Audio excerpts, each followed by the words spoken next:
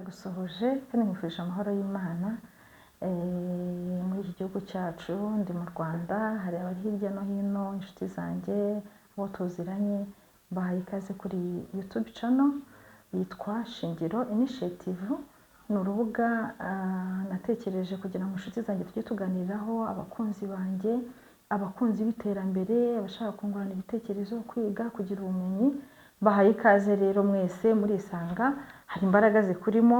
Icyo cya mbere nakubwira, kuko mu muntu harimo imbaraga zituma atekereza uko atekereza, zanatuma arenzaho ibikorwa bitandukanye tugeraho, imirimo dukora. Hari abantu benshi tureberaho icyitegererezo, niyo mpamvu nahisemo kugira ngo wowe nanjye dufatanyirije hamwe dufate uyu mwanya tujye twongera tugire ubumenyi.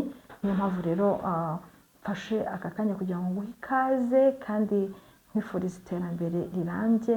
Mwese muze twifatikanye. Murakoze.